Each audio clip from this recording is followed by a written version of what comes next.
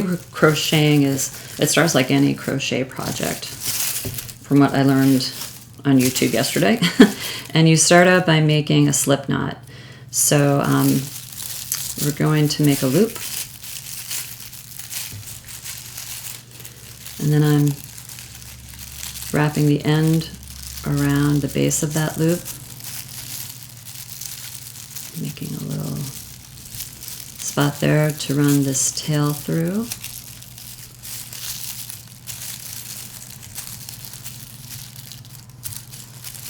I've lost the other half of it, so I'm going to start over. It's nice to have this double layer Plarn, but it sometimes makes it a little easy to lose the second piece, so I'm just twisting it a little bit to help me. Okay, so I'm making that loop. I'm holding the base of the loop. I'm wrapping this around that base.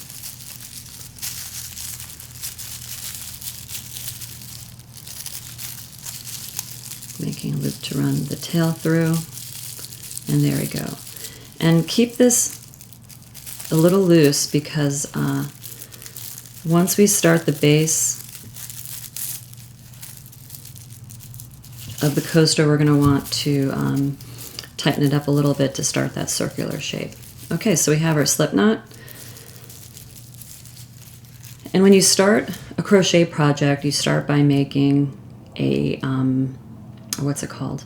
A chain of links. And you make the links by pulling a loop through a loop. So here's your fingers through that first loop, and you take your Plarn and you pull it through and make another loop. And sorry if you hear growling in the background, that's my spunky hand-me-down Havanese who thinks he's a guard dog even though he weighs 12 pounds. So that was the first loop, and then we're running it through again to make a second loop.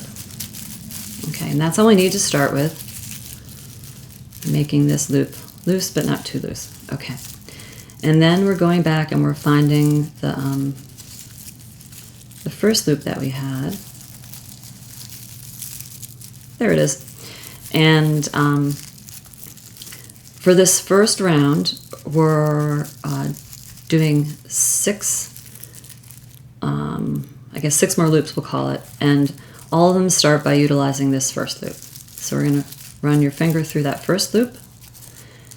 You have two pieces here, and then you're going to grab the plastic and run it through both of these to make a loop. We're going to do this 6 times. That was one, and then you're finding that first loop again, and you can find it because it's where the tail is. Put your finger through, and then we're grabbing the Plarn and pulling it through both of those. That's 2. Okay. Grabbing it again. Whoops, I didn't put my finger through that first hole. Finger through the first hole. That's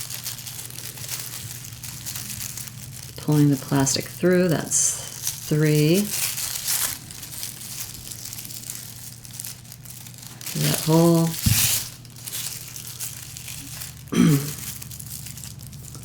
Pulling, whoops. Grabbing, pulling the plastic through, that's 4. If I had long fingernails, that would help, but I don't. Finding that first loop again.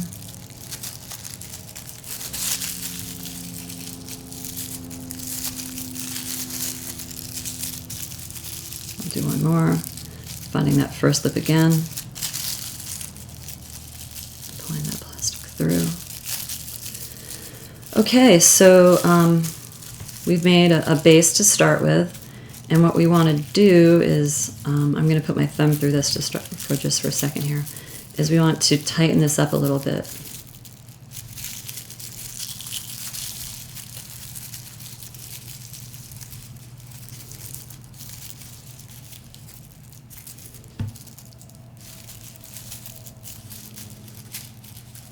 Make that a nice circle here. Okay. So I've tightened it up a little bit. That's all I need. You don't want things too tight because you have to, again, be able to put your fingers through things.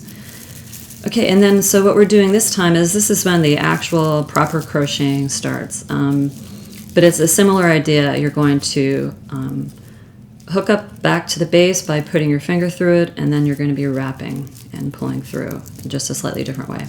So here's the first hole.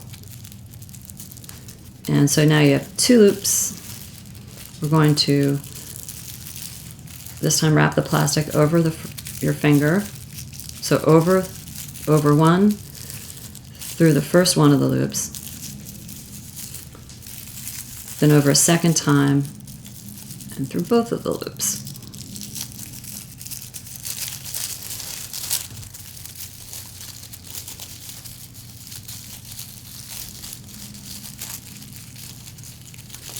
Okay. And we're going to do this 6 times. So then you find the next piece. So, oh, and you may have noticed, and I should have pointed this out, is that that first time you were going through the first loop every time, and now what you're doing is you're going through each of the loops you made on the next round. And so you can find them pretty easily. They kind of jump out at you. And if you make a mistake on this, don't worry about it. You're basically creating a mass that's expanding out, so it's pretty forgiving as a project. So here's the other loop I made in the last round. I'm making sure I got both of those pieces now. So your finger goes through the loop. So you wrap over once, go through one loop, wrap over a second time, go through both loops. Going through one loop, going through 2 loops.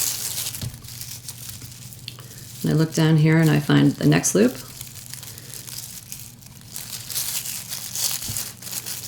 That was 2, this is 3. So you go through, first one goes through 1 loop, wrap around again, second one goes through 2 loops. That's 3. And finding my next loop. Somehow I made that a little tight, so I'm going to pull and get a little space. There we go. So finger through the loop. Whoop. 1 through 1, 2 through 2. Okay, that's 5, I think.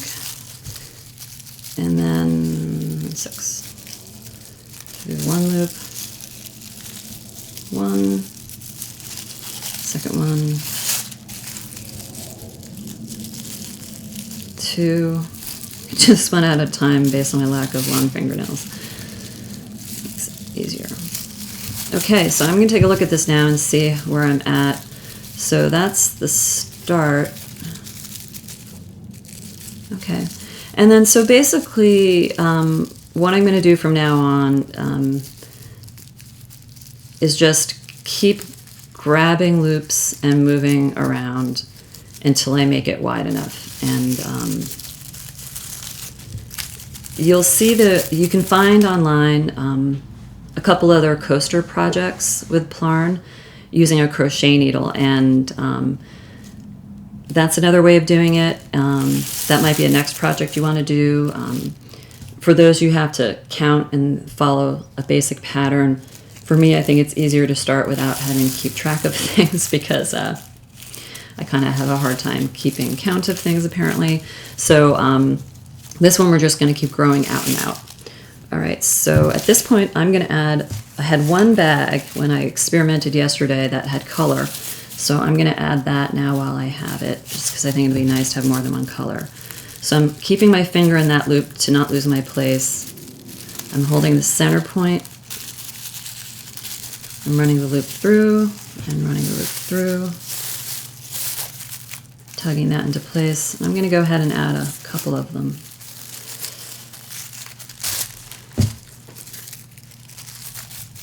It's looking a little thin, but that's okay. Okay.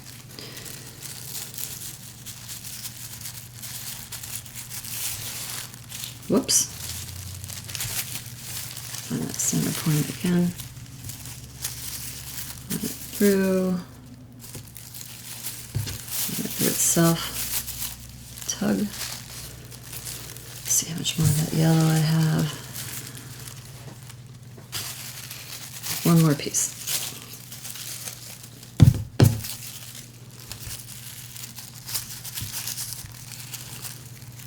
And even if you wanted to do the straight cut Plarn making technique, you know, for making these loops for a narrow bag, you can do that. You know, just because this is my last bit of color, I might, you know, I would want color, so I only have these newspaper bags like I showed you. I could use these, but you would just have to keep looping through a lot, which is, you know, fine. You can, that's something you can do if you'd like to. Okay. All right. So back to this, and I'm just going to keep going and keep making this wider and wider. And you can see when you're looking for your loops, it does look like a little bit of a tangle, but you are going to be able to read this because you can see that this piece right here, that's running between two loops, and this is actually your next loop. Just like there, that's running through, that's your next loop. So, and sometimes tugging a little can show you that. So there's my next loop. So I'm doing, wait, hold on a second. Okay, these are my two pieces. That's the first loop, this is the second loop. I'm going over to make one loop through one loop. I'm going over again, second loop through two loops. And that's a little tight, but I've got it. Okay. So again, I'm looking for my next loop. There's that in-between piece. And then I gotta loosen that. There's my actual loop. So, 1, 1, over, 2, 2.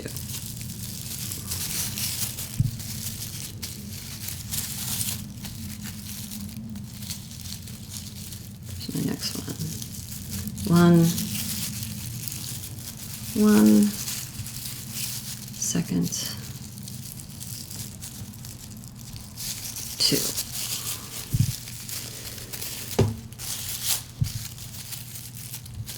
And now that we're going a little bit, I just want to point out that there's a little bit of a hole in the center here, and that's because I now see that when after we made that first round of 6, I didn't cinch this enough, but it won't be a problem because when we finish, we'll be able to take the tail and this tail and run it through that center and create what we need in that center.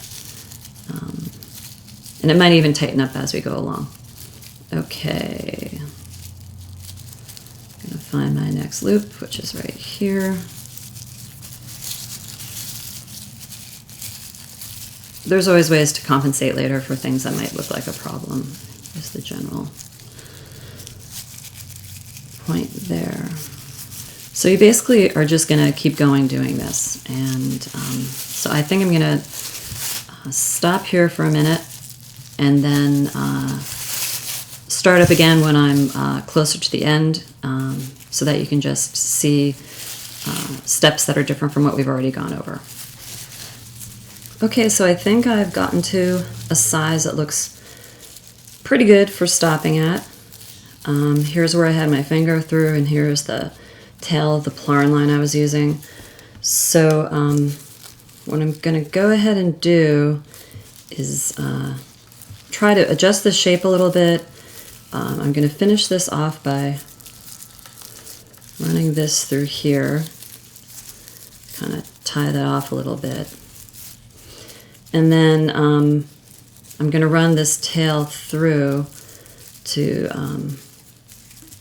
even out the shape a little bit. Run that through here.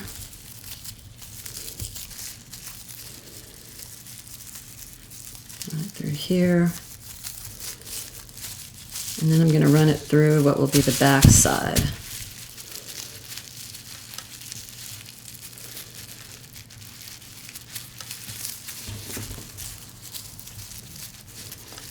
just to secure this a little bit.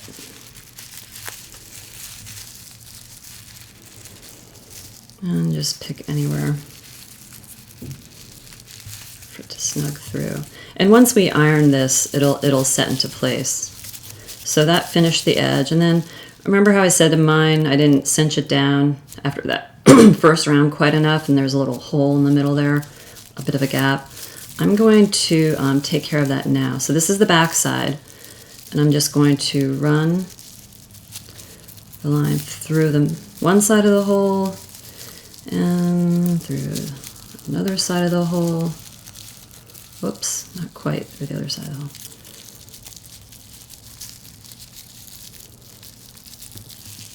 The other side of the hole. And then I can just cinch that a little bit more. Shift some of the pieces around. And I can even, you know, stuff this end in a little bit. Okay, so it's relatively round and it's relatively full. So I'm flattening it a little bit, and then what I've gone ahead and done is I've cut 2 pieces of parchment paper.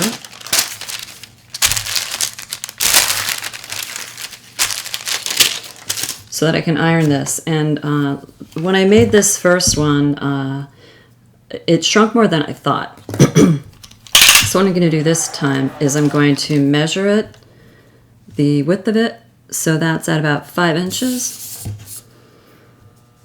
Yeah, around 5 inches. So now I can see how much it shrinks, and then that way the next time I make another one, I can adjust the size based on the amount that it shrank. Okay, so that's it's a little close to the edge, but I think I'll be fine. Okay, so then I have an iron, a very dusty iron. I thought I got all the dust off it, but not quite. So dusty iron set on the cotton setting. And then just, you know, watch your hands. I'm just running the iron over it, and whoops, I'm gonna stop because what I meant to do was to put it on top of newspapers. Not, actually that was fine. It was fine on top of my desk, but just to be safe, I'm gonna put it on top of this pile of newspapers. But as you can see, it's already starting to melt a little bit.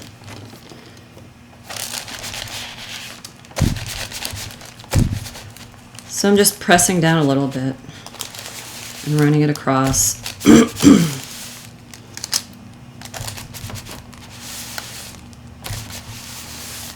And it's flattening.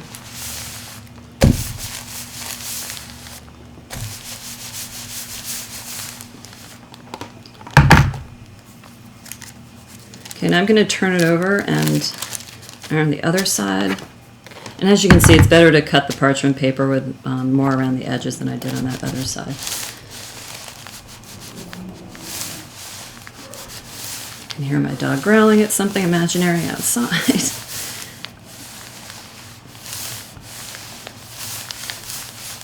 So I can see through here that all of the plastic is compressing. So, and it's really flat. So I think I might be done ironing. I can feel the heat coming off it, so I'm going to let it cool for just a minute.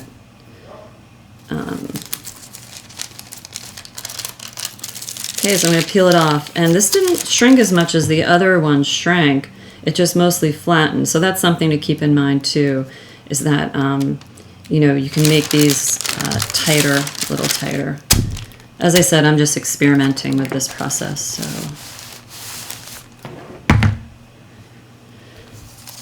I'm gonna let it flatten just a little so it doesn't curl quite so much.